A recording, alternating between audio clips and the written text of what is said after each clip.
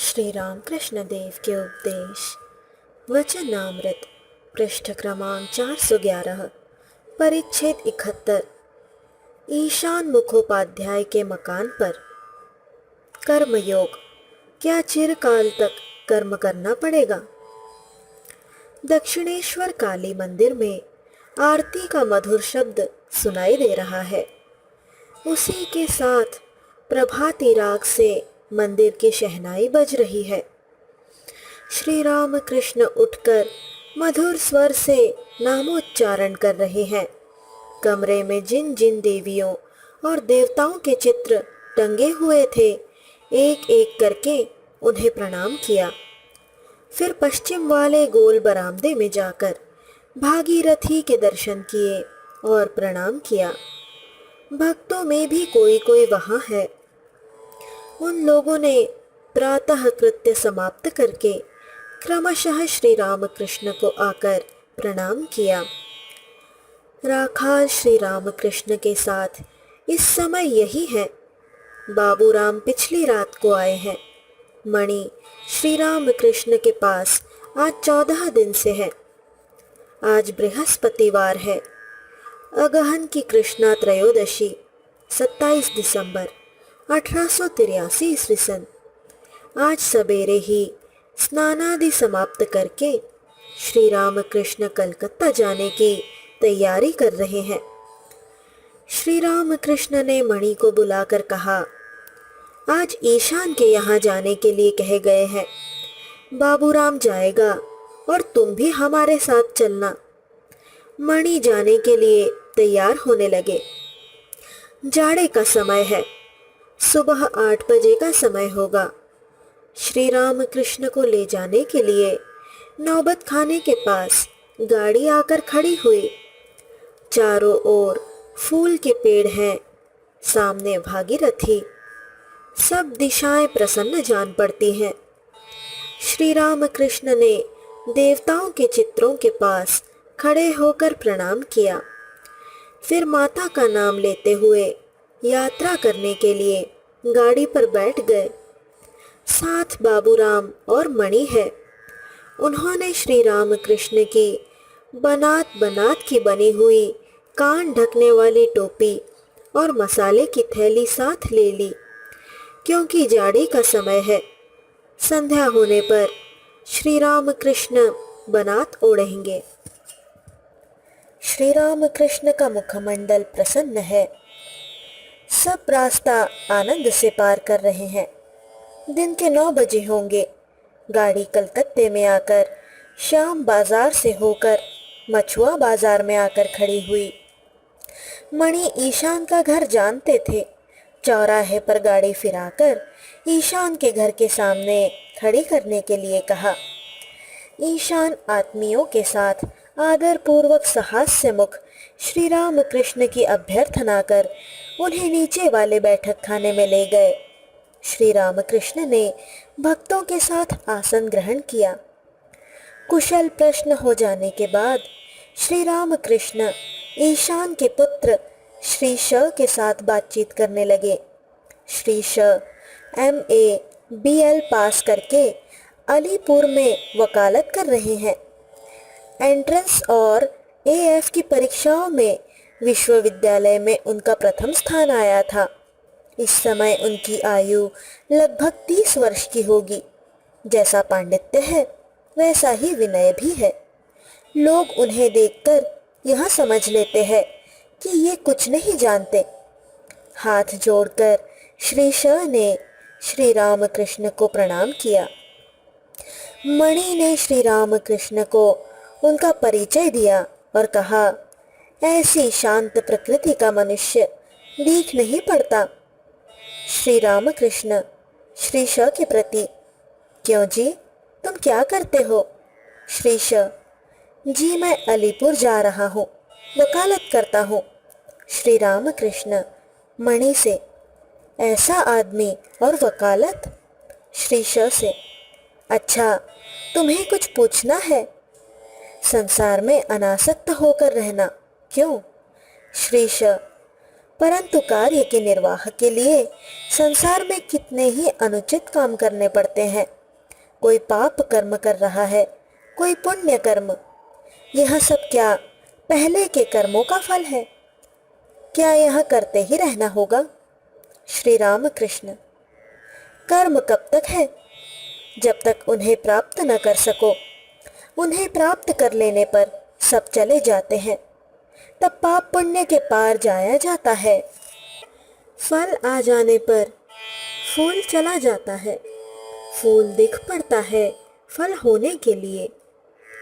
संध्यादि कर्म कितने दिन के लिए? जितने दिन तक ईश्वर का नाम स्मरण करते हुए रोमांच न हो आए, आंखों में आंसू न आ जाए। ये सब अवस्थाएं ईश्वर प्राप्ति के लक्षण हैं, ईश्वर पर शुद्धा भक्ति प्राप्त करने के लक्षण हैं। उन्हें जान लेने पर मनुष्य पाप और पुण्य दोनों के परे चला जाता है। राम प्रसाद ने कहा है, भुक्ति और मुक्ति को मैं मस्तक पर धारण करता हूँ और काली ब्रह्म है। यह मर्म जानकर धर्माधर्म को मैंने छोड़ ही दिया है। उनकी ओर जितना बढ़ोगे उतना ही वे कर्म घटा देंगे। गृहस्थ की बहू गर्भवती होने पर उसकी सास धीरे धीरे उसका काम घटा देती है। जब 10वां महीना होता है तब बिल्कुल काम घटा दिया जाता है। बच्चा हो जाने पर वह उसी को लेकर व्यस्त रहती है, उसी को लेकर आनंद करती है। श्रीश। संसार में रहते हुए उनकी ओर जाना बड़ा कठिन है। श्री राम कृष्ण। क्यों? अभ्यास योग है।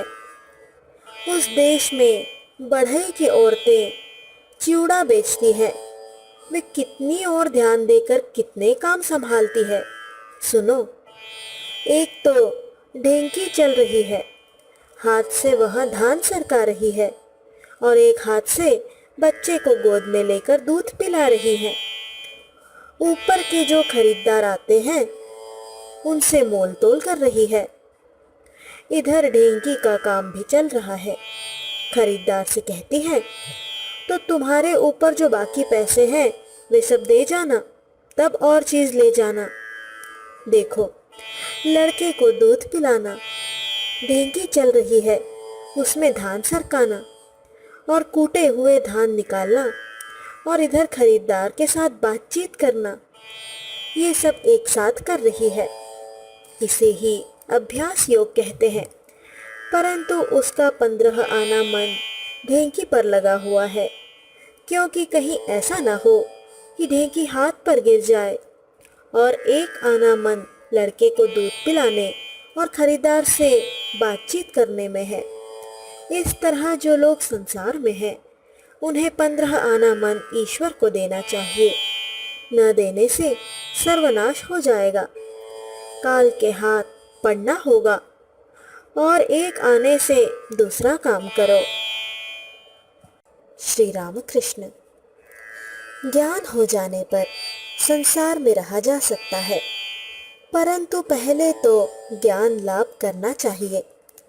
संसार रूपी जल में मन रूपी दूध रखने पर दोनों मिल जाएंगे। इसलिए मन रूपी दूध का दही बनाकर निर्जन में उसे मथकर उससे मक्खन निकालकर तब उसे संसार रूपी पानी में रखना चाहिए। इससे यह स्पष्ट है कि साधना चाहिए। पहली अवस्था में निर्जन में रहना जरूरी है। पीपल का पेड़ जब छोटा रहता है तब उसके चारों ओर घेरा लगाना पड़ता है, नहीं तो बकरियां और गौएं उसे चर जाती हैं। परंतु उसकी पेड़ी मोटी हो जाने पर घेरा खोल दिया जा सकता है। तब तो हाथी बांध देने पर भी उस पेड़ का कुछ नहीं बिगड़ता। इसीलिए प्रथम अवस्था में कभी कभी निर्जन में जाना पड़ता है। साधना आवश्यक है। भात खाओगे? बैठे बैठे कह रहे हो लकड़ी में आग है और उसी आग से चावल पकता है। इस तरह कहने से ही क्या भात तैयार हो जाएगा? एक और लकड़ी ले आकर दोनों को रगड़ना चाहिए, आग तभी तैयार होगी। भंग खाने से नशा होता है, आनंद होता है। न तुमने खाया न कुछ किया, बैठे बैठे केवल भंग भंग कर रहे हो। क्या इससे कभी नशा या आनंद होता है? पढ़ना लिखना चाहे लाख सीखो, ईश्वर पर भक्ति हुए बिना, उन्हें प्राप्त करने की इच्छा हुए बिना सब मिथ्या है, केवल पंडित है। परंतु यदि विवेक वैराग्य नहीं है तो उसकी दृष्टि कामिनी कांचन पर अवश्य रहेगी। गीत बहुत ऊंचे उड़ते हैं, परंतु उनकी दृष्टि मरघट पर ही रहती है। जिस विद्या के प्राप्त करने पर मनुष्य उन्हें पा सकता है, वही यथार्थ विद्या है और सब मिथ्या है। अच्छा, ईश्वर के संबंध में तुम्हारी क्या धारणा है? श्रीश जी, इतना बोध हुआ है कि कोई एक ज्ञानमय पुरुष है। उनकी सृष्टि देखने पर उनके ज्ञान का परिचय मिलता है। एक बात कहता हूँ, जिन देशों में जाड़ा ज्यादा होता है, वहाँ मछलियों और दूसरे जल जंतुओं को बचा रखने के लिए ईश्वर ने यह कुशलता दिखाई है कि जितना ही अधिक जाड़ा पड़ता है, उतना ही पानी सिमटता जाता है। परंतु आश्चर्य यह है कि बर्फ बनने से पहले ही पानी कुछ हल्का हो जाता है और उस समय पानी का फैलाव ज्यादा हो जाता है। तालाब के पानी में वहाँ जाड़े में मछलियाँ अनायास ही रह सकती हैं। पानी के ऊपरी हिस्से में बर्फ जम गई है, परंतु नीचे के हिस्से में ज्यों का त्यों पानी बना रहता है। अगर खूब ठंडी हवा चलती है तो वह हवा बर्फ पर ही लगती है, नीचे का पानी गर्म रहता है। श्री राम कृष्ण वे हैं, यह बात संसार देखने से ही मालूम हो जाती है, परंतु उनके संबंध में कुछ सुनना एक बात है, उन्हें देखना और बात, और उनसे वार्तालाप करना और बात है। किसी ने दूध की बात सुनी है, किसी ने दूध देखा है और किसी ने दूध पिया है। आनंद तो देखने से होगा, पर पीने से देह सबल होगी, तभी तो लोग हष्ट पुष्ट होंगे। ईश्वर के दर्शन जब होंगे तभी तो शांति होगी, जब उनसे वार्तालाप होगा तभी तो आनंद होगा और शक्ति बढ़ेगी। श्रीश उन्हें पुकारने का अवसर मिलता ही नहीं। श्री राम कृष्ण सहास्य यह ठीक है, समय हुए बिना कुछ नहीं होता।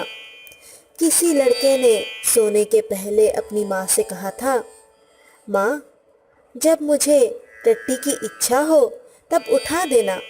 उसकी माँ ने कहा, बेटा टट्टी की इच्छा तुम्हें स्वयं उठाएगी, मुझे उठाना न होगा।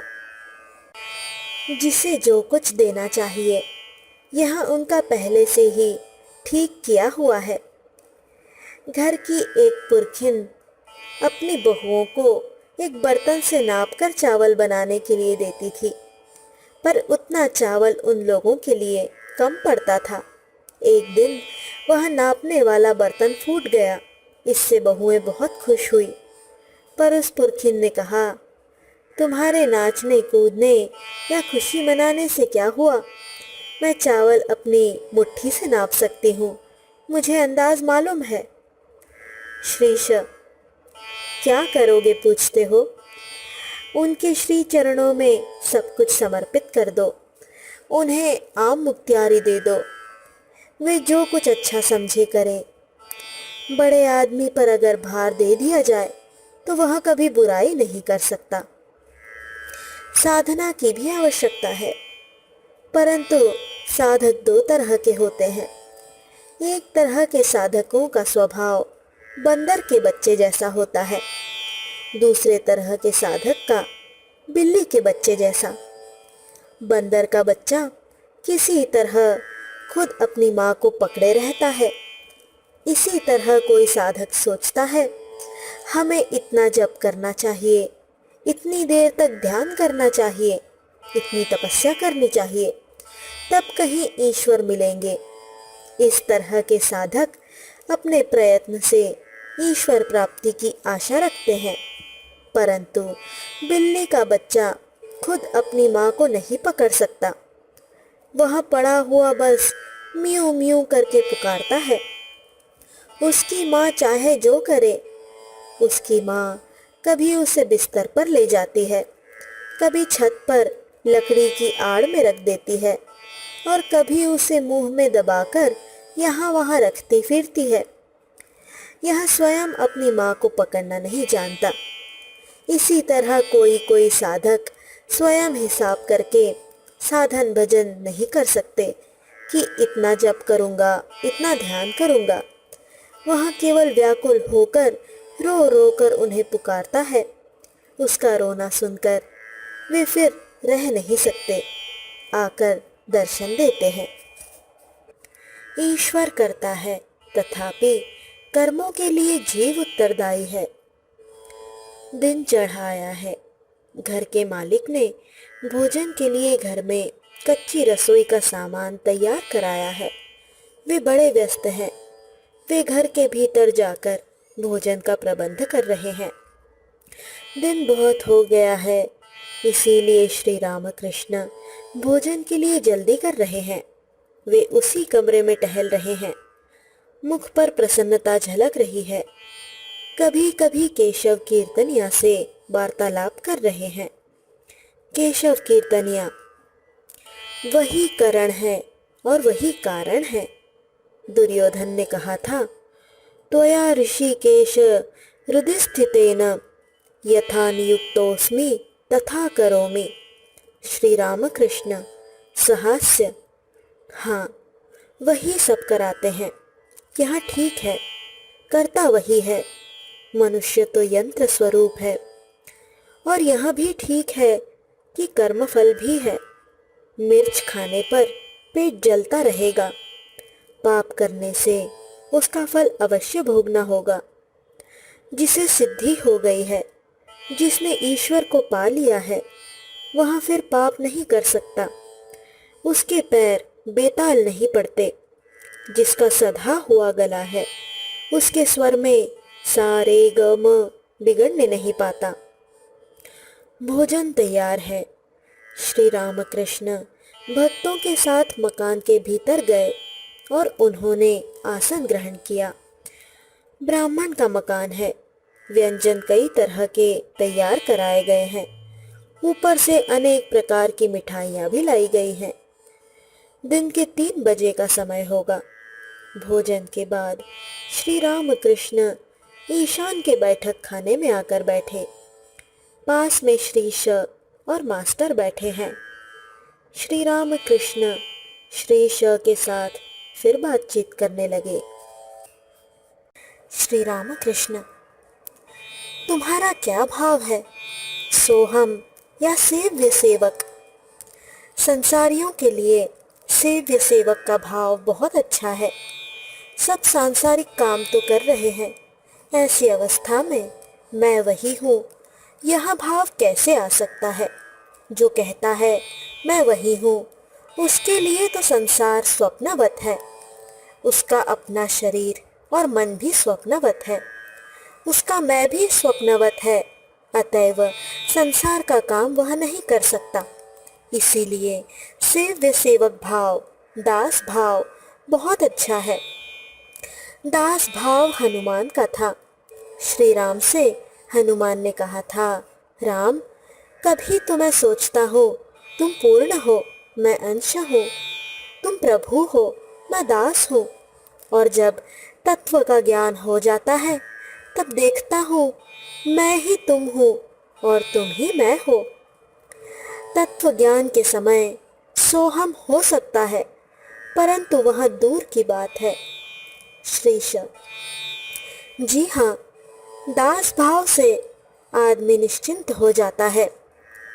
प्रभु पर सब कुछ निर्भर है। कुत्ता बड़ा स्वामी भक्त है, इसीलिए स्वामी पर सब भार देकर वह निश्चिंत रहता है। श्री रामकृष्ण, अच्छा, तुम्हें साकार ज़्यादा पसंद है या निराकार? बात यह है कि जो निराकार है वही साकार भी है। भक्त की आंखों को वे साकार रूप से दर्शन देते हैं। जैसे अनंत जल राशि, महासमुद्र जिसका न ओर है न छोर, उसी जल में कहीं कहीं बर्फ जम गई है।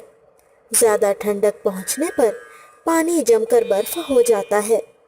उसी तरह भक्ति हिम द्वारा साकार रूप के दर्शन होते हैं। फिर जिस तरह सूर्योदय होने पर बर्फ गल जाती है, ज्यों का त्यों पानी हो जाता है, उसी तरह ज्ञान मार्ग या विचार मार्ग से होकर जाने पर साकार रूप के दर्शन नहीं होते। फिर तो सब निराकार ही निराकार दिख पड़ता है। ज्ञान सूर्योदय होने पर साकार बर्फ गल जाती है, परंतु देखो जिसकी निराकार सत्ता है उसी की साकार भी है। शाम होने को है। श्री रामकृष्ण उठे, अब दक्षिणेश्वर को लौटने वाले हैं। बैठक खाने के दक्षिण ओर जो बरामदा है उसी पर खड़े होकर ईशान से बातचीत कर रहे हैं। वही कोई कह रहे हैं, यह तो मैं नहीं देखता कि ईश्वर का नाम लेने से प्रत्येक समय फल होता है। ईशान ने कहा, यह क्या, बट का बीज कितना छोटा होता है, परंतु उसके भीतर कितना बड़ा पेड़ छिपा रहता है, पर वह पेड़ देर से दिखाई देता है। श्री रामकृष्ण, हाँ हाँ, फल देर से होता है। ईशान का मकान उनके ससुर स्वर्गीय श्री क्षेत्रनाथ चटर्जी के मकान के पूर्व ओर है। दोनों मकानों में आने जाने का रास्ता है। श्री रामकृष्ण चटर्जी महाशय के मकान के फाटक के पास आकर खड़े हुए। ईशान अपने बंधु बांधवों को साथ लेकर श्री रामकृष्ण को गाड़ी पर चढ़ाने के लिए आए हैं।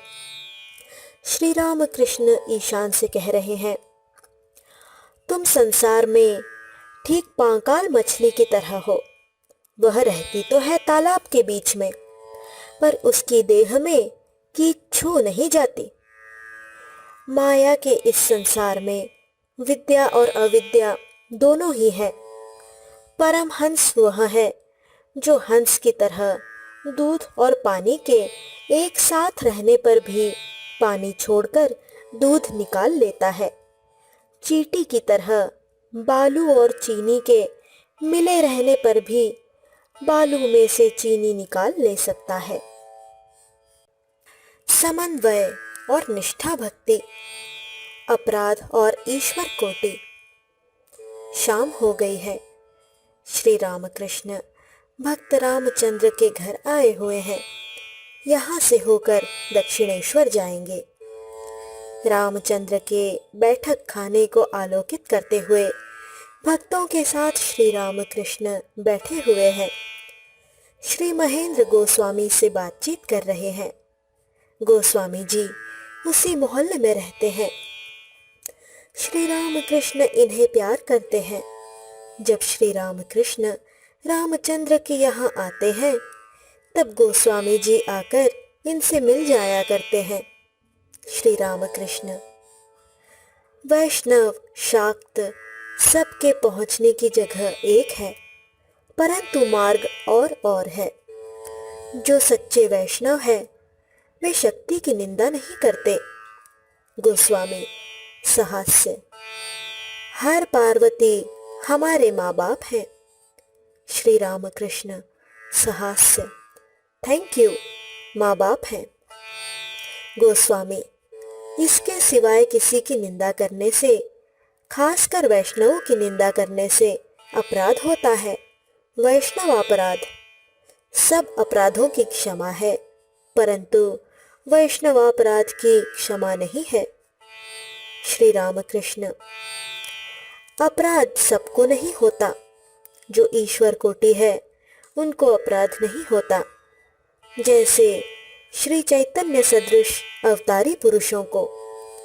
बच्चा अगर माँ बाप का हाथ पकड़कर चलता हो तो वह गड्ढे में गिर सकता है, परंतु अगर माँ बाप बच्चे का हाथ पकड़े हुए हैं तो बच्चा कभी नहीं गिर सकता। सुनो, मैंने माँ से शुद्धा भक्ति की प्रार्थना की थी। माँ से कहा था, यह लो अपना धर्म, यह लो अपना अधर्म, मुझे शुद्धा भक्ति दो। यह लो अपनी शुचि, यह लो अपनी अशुचि, मुझे शुद्धा भक्ति दो। माँ, यह लो अपना पाप, यह लो अपना पुण्य, मुझे शुद्धा भक्ति दो। गोस्वामी जी हाँ, श्री राम कृष्ण। सब भक्तों को नमस्कार करना, परंतु निष्ठा भक्ति भी है।